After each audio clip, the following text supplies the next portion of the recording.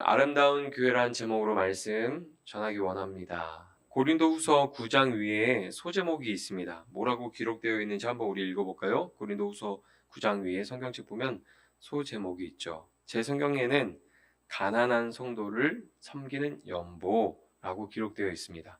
고린도후서 8장과 9장은 연보에 대해서 말하고 있어요. 8장 위에는 풍성한 연보라고 말하고 있죠. 연보라는 단어가 익숙하지 않는 분들이 교회에 많으실 것 같아요. 우리는 헌금이라는 단어를 많이 사용하죠.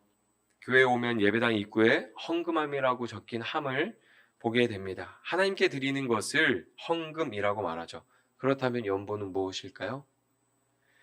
헌금과 연보는 의미가 다릅니다. 헌금은 하나님께 드림이라는 의미를 가지고 있고 예물, 헌물이라는 말로 사용하고 있습니다. 이것은 구약에서 하나님께 제물을 바칠 때도 사용됐던 용어죠. 헌금과 연보는 그 의미가 다릅니다. 연보는 내어놓아 남을 돕다라는 의미를 가지고 있고 여기에는 사용된 헬라어들을 보면은 모금이라는 의미와 관대와 축복이라는 의미가 담겨져 있습니다. 그러니까 이게 이 연보를 해서 남을 돕는 건데 이게 어떤 의미냐면 이것을 통해서 누군가 하나님의 복을 받도록 하나님의 은혜와 위로를 얻도록 하는 그런 의미의 헌금이었던 것 같아요. 헌금과 연보는 모두가 하나님 은혜에 감사함으로 드린다는 의미는 같지만 그 재정이 사용되는 목적은 다릅니다. 헌금은 교회 운영을 위해서 사용되지만 연보는 어려움을 당한 교회나 가난한 성도를 돕기 위해서 사용됩니다.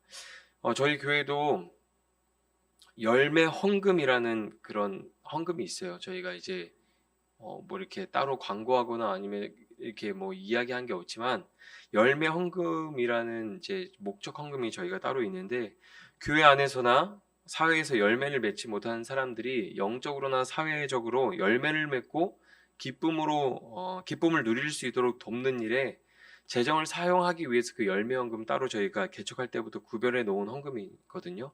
더바인 교회가 요한복음 15장에 나오는 포도나무잖아요. 그렇죠?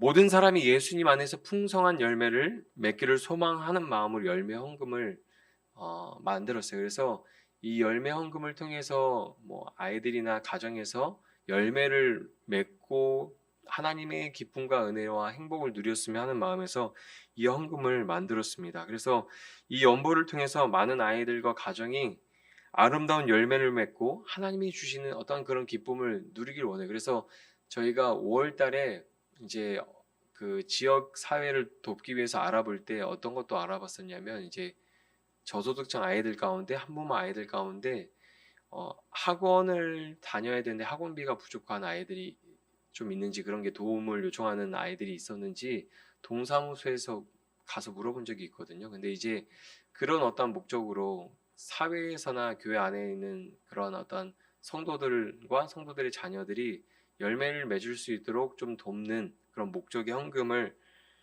좀 만들어서 계속 헌금했으면 좋겠다 해서 이렇게 만들었는데 오늘 말씀을 보니까 연보랑 열매 헌금이라고 한 거랑 그 의미가 좀 비슷한 것 같더라고요.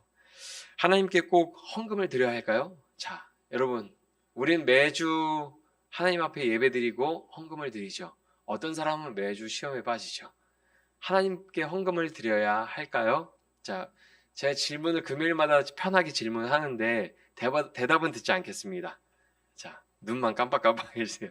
하나님께 헌금을 드려야 할까요? 기독교인들 사이에서도 논쟁이 되는 주제죠. 헌금을 드려야 된다, 말아야 된다.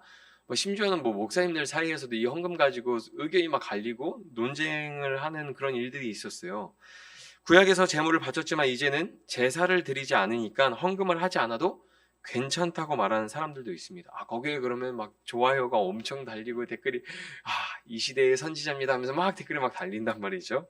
어떤 분들은 11조만 해야 된다. 또 어떤 분들은 11조를 왜 하냐? 11조 안 해도 된다. 그냥 헌금만 하면 된다. 막 이렇게 이야기해요. 그러니까 다양한 생각과 의견이 대립하고 있죠. 어떤 거에 대해서요?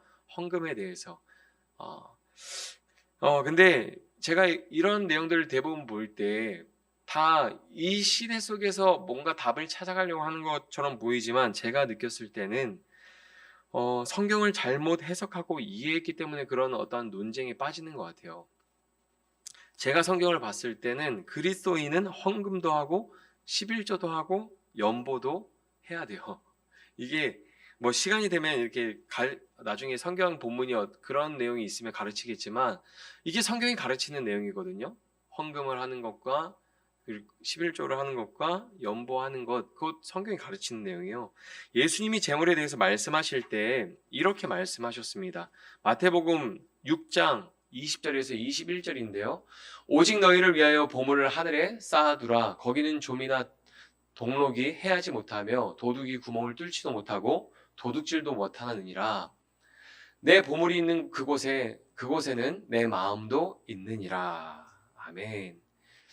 이 말씀 읽을 때 내 재물이 있는 곳에 내 마음도 있다. 이거를 쉬운 성경으로 제가 올렸어야 되는데 개역 개정으로 했네요. 쉬운 성경에 이렇게 써 있거든요. 그러므로 너희의 재물을 하늘에 쌓아두라. 하늘에서는 좀이 먹거나 녹슬지 않으며 도둑이 들어와 훔쳐가지도 못할 것이다. 내 재물이 있는 곳에 내 마음도 있다. 내 재물이 있는 곳에 내 마음도 있다. 우리의 돈이 어디로 흘러가는지 보면 우리가 마음이 어디에 있는지 알 수 있죠. 우리가 유튜브나 어떤 그런 컨텐츠를 볼 때 어떠한 내용들을 보는지 유튜브에서 자동적으로 띄워주잖아요. 관련된 거. 드라마 보면 관련된 것들이 막 나오고 뉴스를 보면 뉴스 관련된 게 쭉 나오고 오늘 제가 유튜브를 보다가 깜짝 놀란 게 있어요. 아는 목사님이 카더가든 유튜브 채널에 나왔더라고요. 그래서 깜짝 놀랐어요.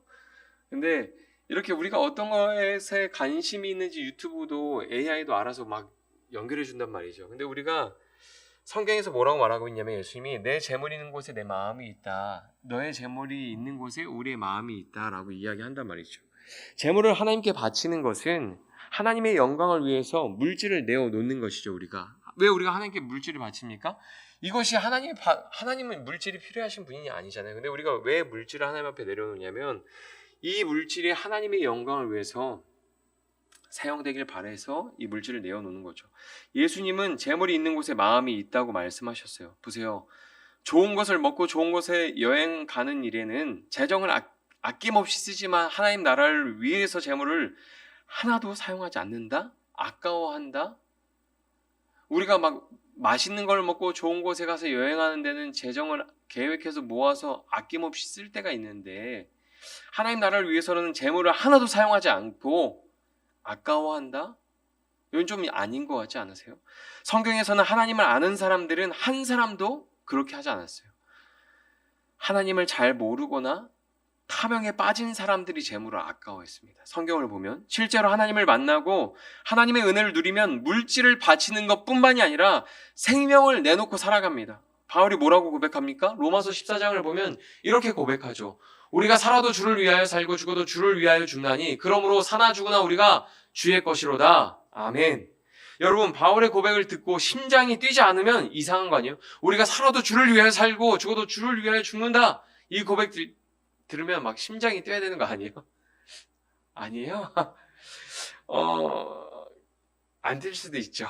안 될 수도 있는데 오직 주를 위해서 살고 싶은 마음이 우리가 있잖아요. 그렇죠? 우리는 다 그렇게 마음이 있죠. 그렇게 못할 뿐이죠. 오직 예수 그리스도의 복음이 선포되고 하나님의 나라를 믿음으로 예수님을 영접하고 하나님의 나라를 얻은 사람은 그 은혜에 감격해서 재물을 아끼지 않고 내어놓았어요.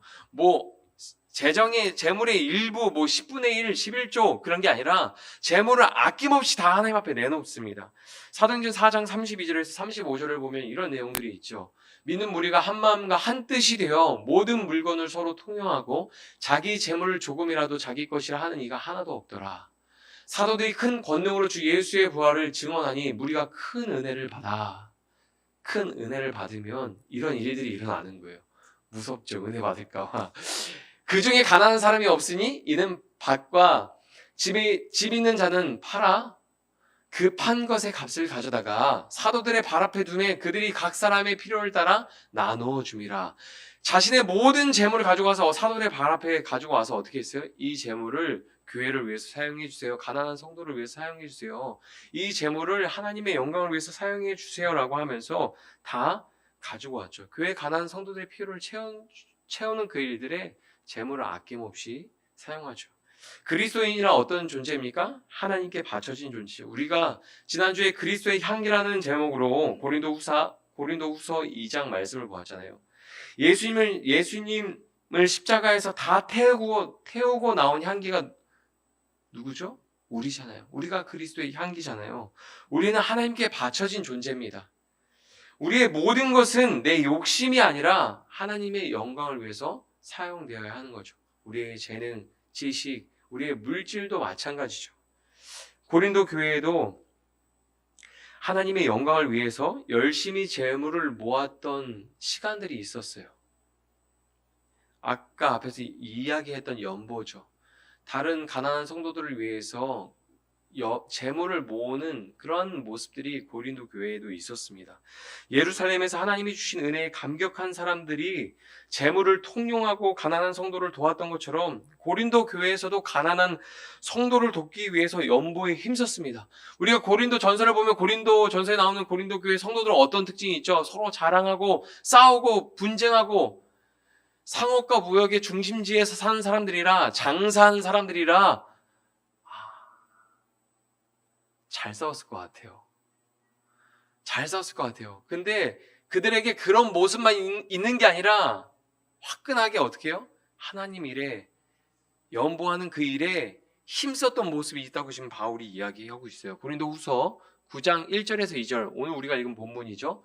같이 읽어볼까요? 시작. 성도를 섬기는 일에 대하여는 내가 너희에게 쓸 필요가 없나니 이는 내가 너희의 원함을 알미라. 내가 너희를 위하여 마게도냐인들에게 아가야에서는 1년 전부터 준비하였다는 것을 자랑하였는데 과연 너희의 열심이 퍽 많은 사람들을 분발하게 하였느니라.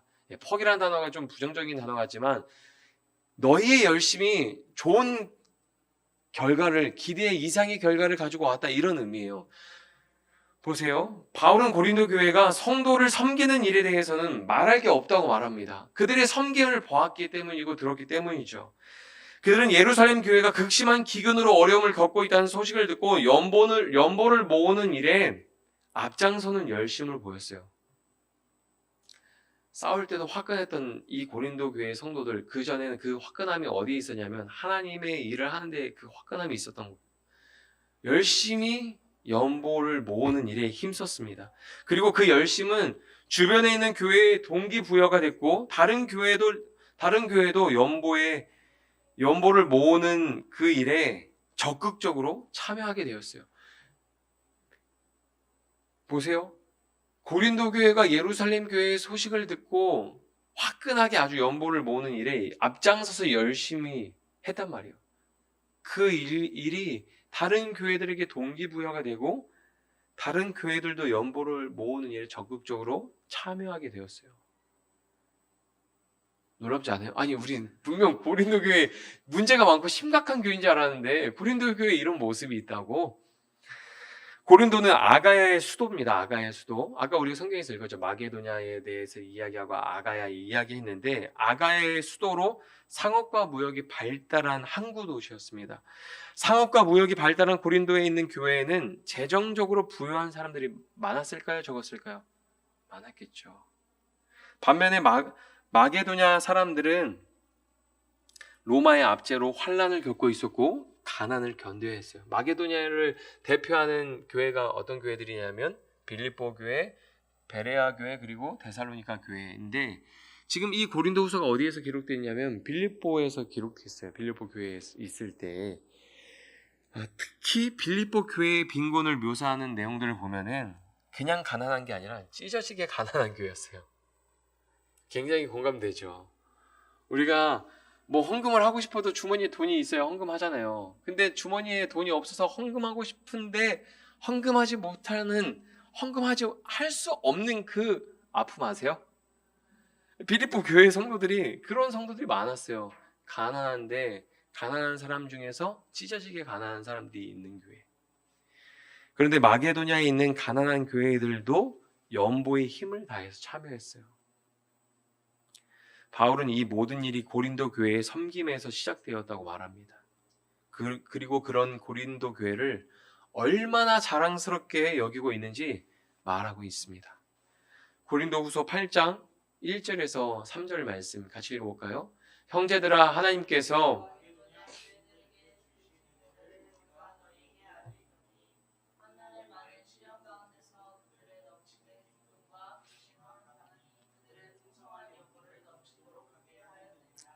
내가 증언하노니 그들이 힘대로 할 뿐 아니라 힘에 지나도록 자원하여. 아멘. 마게도냐 지역 교회들은 심한 환란을 겪고 있었고 극심한 가난에 시달리면서도 연보를 넘치게 했습니다. 보세요. 우리가 환란이 오던가 재정적으로 좀 어려운 어떤 그런 가난이 오든가 둘 중에 하나만 와야 되잖아요. 신앙생활 할 때. 근데 빌립보 교회는 환란도 오고 가난함도 오고 굉장히 열악하고 어려운 상황 가운데 있는데에도 불구하고 연보를 어떻게 했다고 그래요? 넘치도록 했다고 그러죠. 할 수 있는 만큼 한 것이 아니라 능력 이상의 것을 드렸다고 말하고 있습니다. 바울은 그 마게도냐 지역의 고린도 교회를 자랑했었다는 거예요.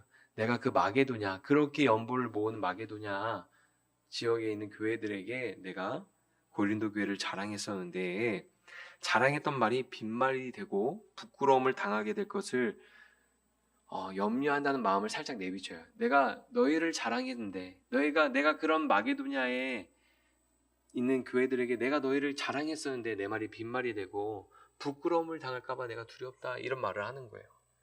왜냐하면 연보를 모으는 일을 멈췄기 때문이에요. 고린도 교회가. 아마도 고린도 전서에서 기록된 것처럼 고린도 교회 안에 여러 가지 문제가 발생하면서 연보를 멈췄던 것 같아요. 보세요.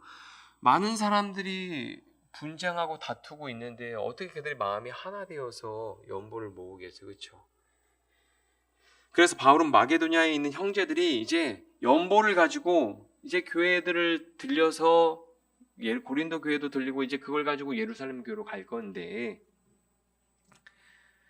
예루살렘에 전달하기 위해서 고린도에 방문했을 때 연보를 미리 준비해서 전달할 수 있도록 권면하고 있는 거예요. 내가 너희를 그렇게 자랑했었는데, 이제 그들이 이제 연보를 다 모아서 풍성하게 넘치는 모아서 이제 이 연보를 가지고 너희가 모은 연보도 가지고 이제 예루살렘 교회로 가기 위해서 고린도에 방문하게 될 건데, 그때 부끄러움을 당하지 않도록 미리 준비해라, 이렇게 권면하고 있는 거예요.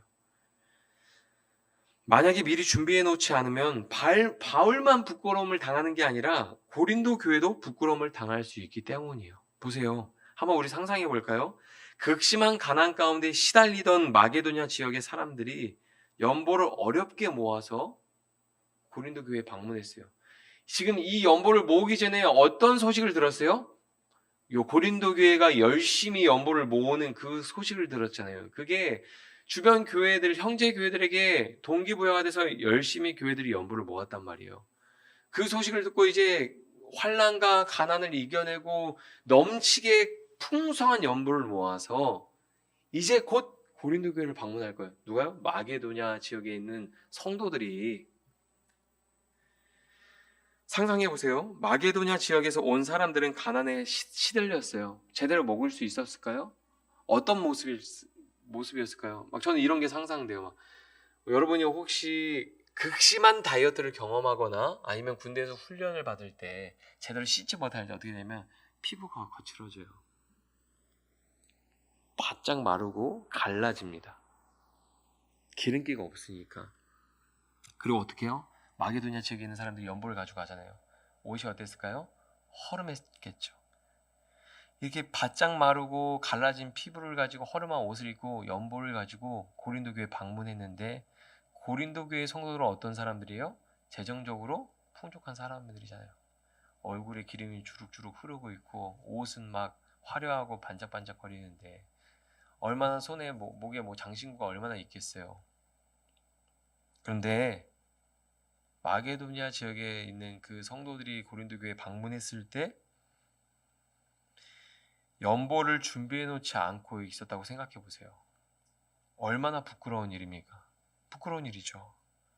바울은 그 부끄러운 일을 만들지 말자고 권면하고 있는 거예요. 야, 내가 너 이렇게 자랑했었고 내가 이 자랑했던 말이 빈말이 되고 내가 부끄러움을 당할까봐 두렵다. 근데 이 부끄러움이 나만 당하는 게 아니고 너희도 부끄러움을 당하게 되는 건데 미리 좀 준비해서 연보를 받으러 오면 우리가 그때 연보를 주자. 지금 그러면서 어떤 내용을 하냐면 내가 이들이랑 같이 갈 건데 내가 같이 갔을 때 너희가 연보를 주면 억지로 하는 것 같으니까 네가 미리 준비해서 이들이 먼저 갔을 때 너희가 이렇게 기쁨으로 즐거이 내어주면 얼마나 아름답냐, 이런 이야기를 지금 오늘 성경에서 하는 거예요. 오늘 본문 9장 4절에서 5절 한번 읽어볼까요? 혹 마게도냐인들이 나와 함께 가서 너희가 준비하지 아니한 것을 보면 너희는 고사하고 우리가 이 믿던 것에 부끄러움을 당할까 두려워하노라. 그러므로 내가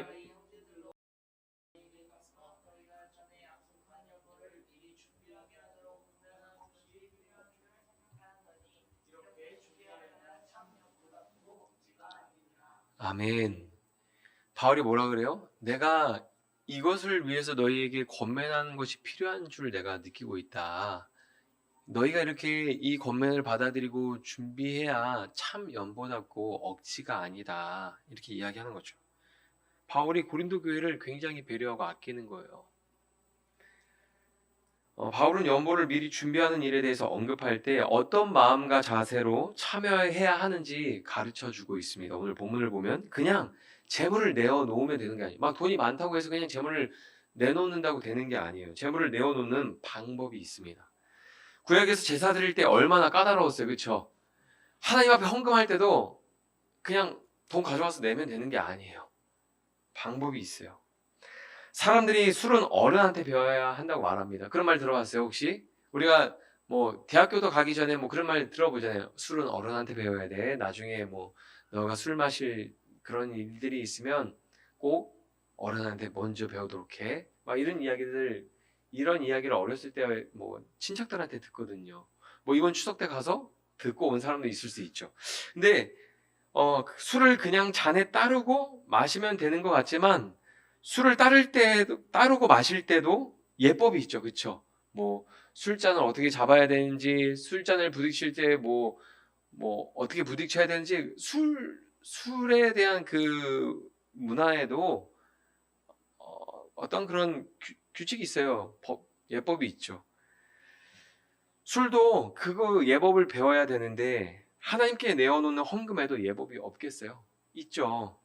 그냥 재물을 내어놓으면 끝이 아닙니다. 보세요. 사도행전 5장 1절에서 5절 말씀 볼 건데, 사도행전 4장에서 예루살렘 교회에 많은 사람들이 하나님의 큰 은혜를 감사함으로 자기의 재물을 다 내놓잖아요. 5장에서 그걸 다 내어놓을 때 잘못된 방법으로 내어놨던 아나니아와 삽비라에 대한 이야기가 나오거든요. 5장 1절에서 5절 한번 볼까요? 아나니아라 하는 사람이 그의 아내 삽비라와 더불어 소유를 팔아 그 값에서 얼마를 감춤해 그 아내도 알더라. 얼마만 가져다가 사도들의 발 앞에 두니 베드로가 이르되 아나니아야 어찌하여 사탄이 내 마음에 가득하여 내가 성령을 속이고 땅값 얼마를 감추었느냐? 땅이 그대로 있을 때에는 내 땅이 아니며 판 후에도 내 마음대로 할 수가 없더냐? 어찌하여 이 일을 내 마음에 두었느냐? 사람에게 거짓말한 것이 아니요 하나님께로다. 아나니아가 이 말을 듣고 엎드려져 혼이 떠나니 이 일을 듣는 사람이 다 크게 두려워하더라. 아멘. 아나니아가 가지고 있던 재산을 팔았습니다. 소유를 팔았어요. 그리고 그 값에 얼마를 감추매라고 하는데 이 감추매라는 단어가 훔치다, 횡령하다라는 단어예요. 보세요. 초대교회가 세워질 때 사람들이 땅을 팔고 그 재물을 사도들의 발 앞에 두었습니다. 그때 아나니아와 삽비라도 그 일에 동참합니다. 재물을 하나님께 바치는 일로 사람들의 칭찬과 명예를 얻기 위해서 땅을 팔았던 것 같아요. 그런데 땅을 팔고 돈을 받고 보니까 아까웠나 봅니다. 그래서 얼마를 감추어 두고 내놓았어요. 아나니아와 삽비라의 재물이잖아요. 그렇죠? 뭐 팔아서 100만 원을 받은 다음에 90만 원만 내놓으면 어때요? 그렇죠? 헌금한 거잖아요. 어때요? 그들이 헌금을 하려고 땅을 팔고 돈의 일부를 감추었는데 성경은 뭐라고 기록하고 있냐면 훔치다, 횡령하다라는 단어를 사용하고 있어요. 아나니아와 삽비라는 재물에 대한 탐욕을 뿌리치지 못하고 탐욕에 사로잡혀서 억지로 재물을 내어놓았습니다. 하나님은 그들의 행위를 탐욕으로 교회를 더럽히는 행위로 간주하고 심판하셨어요. 이 아나니아와 삽비라의 이야기를 보게 되면, 듣게 되면 구약에 나오는 아간이 생각나죠. 하나님의 것을 훔쳐서 땅에 숨겼다가 어떻게 됩니까? 이스라엘 공동체가 전체적으로 혼란을 겪잖아요. 어려움을 당하잖아요. 바울이 연보에 대해서 가르칠 때 제일 강조하고 있는 게 무엇이냐면 억지로 하지 말라는 거예요. 고린도후서 9장 5절 보면 다시 보면 이렇게 말하고 있죠. 이렇게 준비하여야 참 연보답고 억지가 아니니라. 바울이 연보에 대해서 가르칠 때 가장 중요하게 생각하는 거 억지로 하지 말라. 여기에서 이 본문에서 사용된 억지라는 단어에 사용된 것은 더 가지기를 탐내는 욕구, 탐욕을 의미하는 단어를 사용했어요. 하나님께 강제로 빼앗기듯이 연보를 바치지 말라는 거예요. 보세요. 연보는 우리가 자원하는 마음으로 즐거이 하나님 앞에 드리는 거죠. 왜요? 하나님의 그 은혜에 감사해서 우리가 즐거이 기쁨으로 드리는 거예요. 근데 그 기쁨 없이 억지로 하지 말라는 거예요. 하나님께 강제로 빼앗기듯이 연보를 바치지 말라는 말이죠. 바울은 연보에 참여할 때 탐욕에 사로잡혀서 억지로 하지 말라는 말을 강조하고 있고, 연보를 하는 방법에 대해서는 7절에서 가르치고 있어요. 각각 그 마음에 정한 대로 할 것이요 인색함으로나 억지로 하지 말지니 하나님은 즐겨내는 자를 사랑하시느니라. 아멘. 바울이 고린도 교회의 연보에 대해서 가르치는 내용을 구분해 보면, 첫째는 각각 그 마음에 정한 대로 할 것이요 라고 말씀하고 있습니다. 각각이라는 말은 각자 자기 마음에 결정한 대로 내라는 거예요. 연보는 모든 사람이 참여해야 된다는 의미입니다. 각각 그 마음대로 정한 대로 해라. 누가 대표로 하는 게 아니라 각각 모든 사람이 그 연보에 참여해야 되는 거예요. 그리스도 안에서 하나님께 바쳐진 성도라면 모두 참여해야 되는 일인 거예요. 이 연보는. 그래서 각각 그 마음에 정한 대로 하라고 말하고 있는 거예요. 두 번째는 인색함이나 억지로 하지 말아야 합니다. 연보는 즐거운 마음으로 참여해야 하는 거예요. 내키지 않는 마음이나 억지로 참여하면 안 되는 거죠. 그러면서 바울이 이렇게 이야기하죠. 한 번 더 권면하죠. 하나님은 즐거운 마음으로 내는 자를 사랑하신다. 즐거운 마음으로 재물을 내는 사람이 누굴까요? 하나님의 나라를 사모하는 사람이죠. 하나님의 은혜를 누리고 있는 사람이죠. 하나님의 은혜를 많이 누리고 있는 사람이죠. 어떤 사람은 이 고린도 후서 8장과 9장을 해석할 때 이렇게 이야기하더라고요. 바울이 마게도냐 교회의 이야기를 하면서 그들이 풍성한 연보, 넘치도록 풍성한 연보를 바친 것을 강조하면서 고린도 교회에게 연보를 준비하지 않은 것에 대해서 강하게 꾸짖고 연보를 준비하라고 말하고 있다라고 이야기하는 사람이 있더라고요.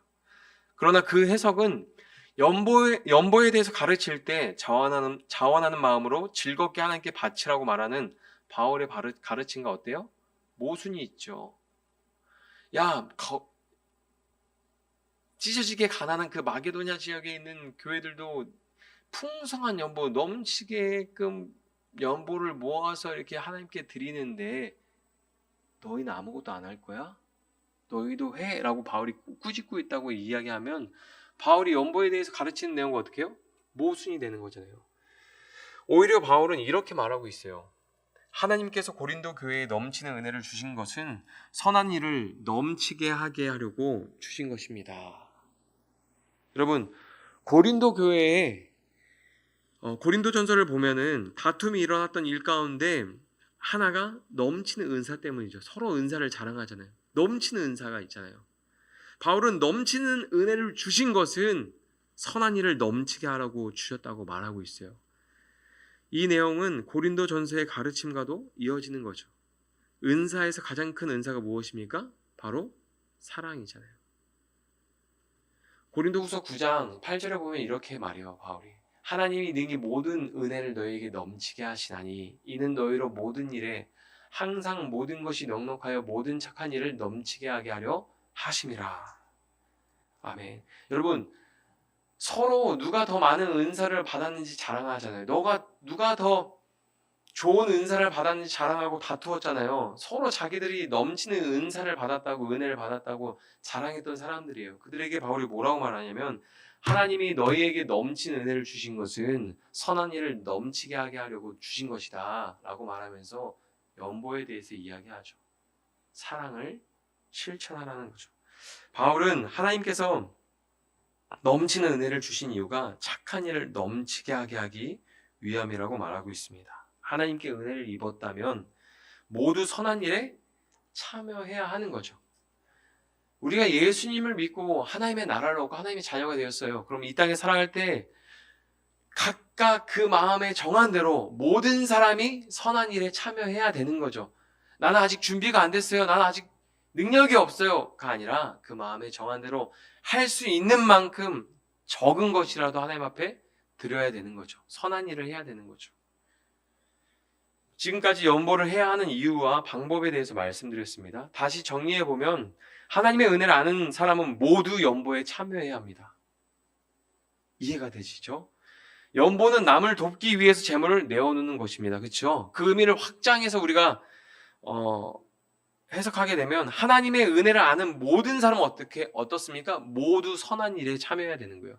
그냥 단순히 재물을 남을 돕기 위해서 재물을 내어놓는 것뿐만이 아니라 하나님의 은혜를 아는 모든 사람은 모두 선한 일에 참여해야 되는 거예요. 각각 그 마음에 정한 대로 할 수 있는 만큼 해야 되는 거예요.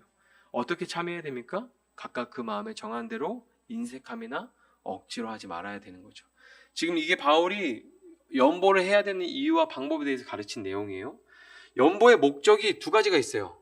첫째는 받는 자의 필요를 충족시키는 겁니다. 우리가 연보를 하면 이 내놓은 이 연보를 통해서 누군가의 필요를 충족시키잖아요. 연보를 한 목적은 그거예요. 두 번째 목적은 무엇이냐면 그 연보를 받은 사람들이 하나님께 감사하고 하나님께 영광 돌리게 하는 것을 통해 위에서 연보를 하는 겁니다. 고린도후서 9장 11절에서 13절 말씀인데 이렇게 기록하고 있어요. 너희가 모든 일에 넉넉하여 너롭게 연보를 함은 그들이 우리로 말미암아 하나님께 감사하게 하는 것이라. 뭐라고 말해요? 우리가 연보를 하는 것을 통해서 어떻게 해요? 그들이 우리로 말미암아 하나님께 감사하게 하는 것이라.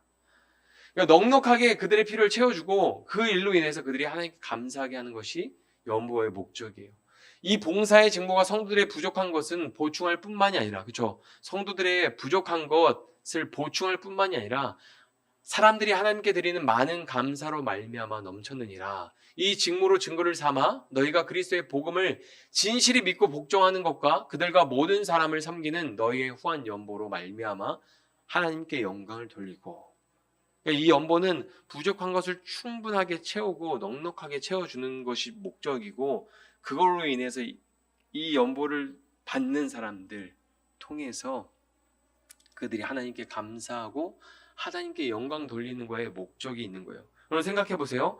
연보를 받는 사람만 하나님께 감사하고 영광 돌리게 될까요? 연보를 하는 사람도 하나님께 감사하고 영광 돌리게 될까요?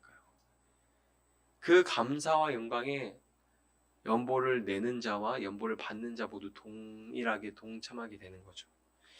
하나님은 연보에 대해서 약속하신 게 있어요. 선한 일을 할 때에 약속하신 게 있어요. 고린도후서 9장 6절에 보면 이렇게 말씀하죠. 바울이 이것이 곧 적게 심은 자는 적게 거두고 많이 심은 자는 많이 거둔다 하는 말이로다. 예수님이 제자들에게 가르칠 때 이런 얘기를 하셨죠. 작은 자에게 한 것이 내게 한 것이다. 재물을 내어놓는 행위가 가난함으로 나아가는 일처럼 느껴질 때가 있어요. 부유함과 거리가 멀어 보여요. 우리가 재물을 내는 것, 헌금하는 것, 11조를 하는 것, 연보를 하는 것, 하나님 앞에 재물을 내어놓는 그 행위가 부유함을 누리는 게 아니라 가난함으로 나아가는 일처럼 느껴질 때가 있어요. 어쩔 때는 내가 헌금을 해야 되는 것처럼 부담감을 느끼면 내 재물을 빼앗기는 것 같은 느낌을 받을 때가 있어요. 신앙생활 하다 보면. 그런데 성경은 오히려 내어주는 것으로 부유함을 얻을 수 있다고 가르칩니다. 열왕기상 17장에 보면 사라밧 과부에 대한 이야기가 나와요. 8절에서 15절 말씀 제가 읽어드리겠습니다. 여호와의 말씀이 엘리야에게 임하여 이르시되 너는 일어나 시돈에 속한 사라밧으로 가서 거기 머물라. 내가 그곳 과부에게 명령하여 내게 음식을 주게 하였느니라. 그가 일어나 사라밧으로 가서 성문에 이를 때에 한 과부가 그곳에서 나뭇가지를 줍는지라. 이에 불러 이르되 청하건대 그릇에 물을 조금 가져다가 내게 마시게 하라. 그가 가지러 갈 때에 엘리야가 그를 불러 이르되 청하건대 내 손에 떡 한 조각을 내게로 가져오라. 그가 이르되 당신의 하나님 여호와께서 살아계심을 두고 맹세하노니 나는 떡이 없고 다만 통에 가루 한 움큼과 병에 기름 조금뿐이라. 내가 나뭇가지 둘을 주워다가 나와 내 아들을 위하여 음식을 만들어 먹고 그 후에는 죽으리라. 보세요. 가루 한 움큼 있죠? 병에 기름이 조금 있어요. 왜 나뭇가지 둘을 주워왔을까요?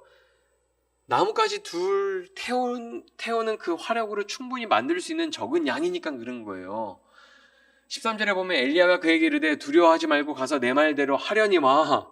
뻔뻔하죠. 먼저 그것을 나를 위해서 작은 떡 한 개를 만들어 내게로 가져오고 그 후에 너와 내 아들을 위하여 만들라. 보세요. 엘리야의 말이 바뀌어요. 맨 처음에 어떻게 말하냐면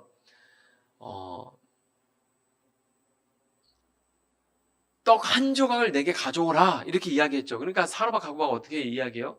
가루 한 움큼이 있고 병에 기름이 조금 있어요. 나뭇가지 둘을 주워다가 내가 아들을 위해서 음식을 만들어 먹고 그 후에는 그냥 죽으려고 생각하고 있었습니다. 이 얘기를 듣고 어떻게 해요? 떡 한 조각 가져오라고 하지 않고 작은 떡 한 개를 만들어서 내게 가져오라. 그러니까 일반적으로 만드는 그 떡 한 개도 만들 수 있는 상황이 아닌 거예요.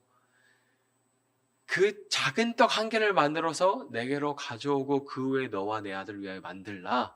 이스라엘 하나님 여호와의 말씀이 나 여호와가 비를 지면 내리는 날까지 그 통의 가루가 떨어지지 아니하고 그 병의 기름이 없어지지 아니하리라 하셨느니라.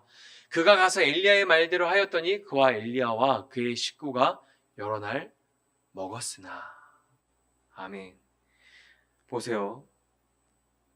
사라밧 과부는 극심한 가난으로 아들과 함께 먹을 양식도 없었습니다. 그런데 하나님은 엘리야를 보내서 과부에게 음식을 요구하게 하십니다. 엘리야가 과부가 가지고 있는 빵 한 조각을 요구합니다. 두 조각 중에 한 조각을 요구하는 게 아니라 마지막 남은 한 조각을 요구하죠. 여인이 어떻게 합니까? 굶주린 엘리야에게 먹을 것을 나누어 줘요. 그리고 어떻게 됩니까? 그들이 가지고 있는 통에 가루와 병의 기름이 채워지죠. 한 끼 먹고 죽으려고 했는데 여러 날 먹게 되죠. 신앙생활을 하다 보면 우리가 가지고 있는 것도 부족하게 느껴질 때가 많죠. 그러나 그것을 가난한 자들에게 기쁨으로 나누면 하나님은 우리를 부유하게 하십니다. 우리의 빈통을 넘치도록 채우십니다. 바울은 이런 말을 했습니다. 고린도후서 8장 9절에 보면 우리 주 예수 그리스도의 은혜를 너희가 알거니와 부요하신 이로써 너희를 위하여 가난하게 되심은 그의 가난함으로 말미암아 너희를 부요하게 하려 하심이라. 아멘. 예수님이 이 땅에 오신 것은 우리를 부요하게 하려 하심입니다. 우리의 것을 나누는 것은 우리를 가난하게 만드는 것이 아니라 부요하게 만듭니다. 여러분 그런 경험이 있으십니까? 부족하지만 누군가에게 내게 적은 것을 나누어 줬을 때 오는 마음의 그 부유함 혹시 경험해 보신 적 있으세요? 적은 것인데 이거 적은 것을 나누어 주는 게 막 으쓱할 것도 아니고 너무 부끄러운데 이 적은 것을 나누어 줬을 때 오는 그 부유함. 제가 그런 것을 느낄 때 이런 생각 가끔 할 때가 있거든요. 이 돈으로 내가 무엇을 내가 원하는 것을 사거나 다른 데 썼을 때 이런 부유함을 느낄 수 있을까? 저는 없을 것 같아요. 성경에서 연보에 대해서 약속한 것은 부유함에 있어요. 너희가 연보를 내어주면 가난한 자들을 위해서 너희가 재물을 내어주면 하나님께서 부유하게 하신다는 거예요. 하나님의 말씀을 따라 연보에 참여하면 마음의 부유함뿐만이 아니라 과부의 양식통을 채우셨던 것처럼 우리의 재물을 넉넉하게 만들어 주실 겁니다. 언제나 부족함이 없을 겁니다. 저는 늘 그 은혜를 경험하면서 살았어요. 유치원 때부터 아버지가 이제 돌아가신 그 이후에 한 번도 부족함을 경험해 본 적이, 물론 부족하다고 느끼는 사람도 있을 수 있지만 제 입장에서는 부족한 게 없었어요. 재정은 늘 고만고만한데 혼자 살던 청년 때나 가정을 이루고 자녀가 1명, 2명, 3명 이렇게 되었을 때나 재정은 늘 고만고만한데 언제나 부족함이 없었습니다. 그 넘치는 은혜를 베푸신 하나님께 너무 감사해요. 아이들이 1명, 2명 늘 때마다 재정에 대한 걱정이 많아지는 게 아니라 넘치는 은혜에 대한 감사가 많아지는 거예요. 재정은 고만고만한데 입이 하나씩 더 늘고 있는데 부족함이 없다니까요. 항상 주변에서 그 걱정해서 물어봐요. 최근에 누가 물어보더라고요. 재정적으로 어렵지 않으세요? 네, 감사하게도 부족함이 없네요. 넉넉하다고는 할 수 없어요. 부족함은 전혀 없어요. 전 넉넉하다고 생각하는데, 근데 보세요. 성경에서는 이렇게 가르치고 있습니다. 우리 같이 읽어볼까요? 요한일서 3장 17절 시작. 누가 이 세상의 재물을 가지고 형제의 궁핍함을 보고도 도와줄 마음을 닫으면 하나님의 사랑이 어찌 그 속에 거하겠느냐. 디모데전서 6장 17절에도 이런 말씀이 있습니다. 같이 읽겠습니다. 내가 이 세대에서 부한 자들을 명하여 마음을 높이지 말고 정함이 없는 재물에 소망을 두지 말고 오직 우리에게 모든 것을 후히 주사 누리게 하시는 하나님께 두며 아멘. 여러분, 재물에 소망을 두지 말고 하나님께 소망을 두는 삶을 사시기를 축복합니다. 작은 것을 나누었을 때 부유함을 경험한 사르밧 과부처럼 그 오병이어의 그 기적을 일으킨 소년처럼 하나님이 주시는 부요함, 넘치는 은혜와 사랑을 누리는 인생이 되시기를 축복합니다.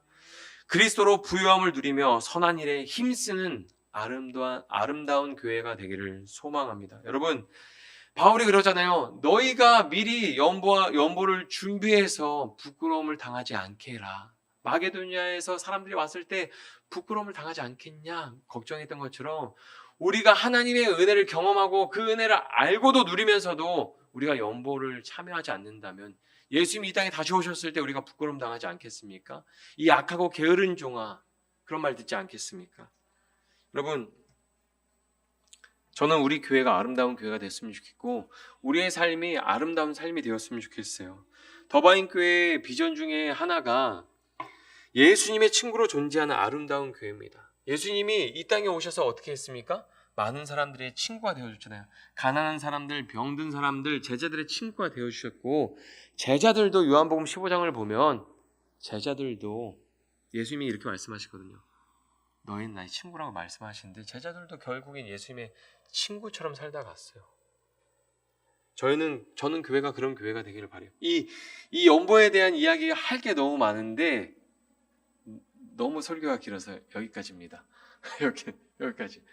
정말 저는 이해가 안 되는 부분이 굉장히 많아요. 왜냐하면 교회 성도들 가운데 굶주리고 있는 사람들이 있잖아요. 어려워서 병원비를 못 낸 사람이 있고 쌀 떨어진 사람도 있고 교회 그 부교육자들 중에서 쌀이 떨어진 사람들이 있고 그런데 교회 안은 돌보지 않고 교회 밖에 있는 사람들 구제하고 선교하면서 우린 이런 교회입니다라고 홍보하고 자랑하는 건 저는 성경적이라고 생각하지 않거든요.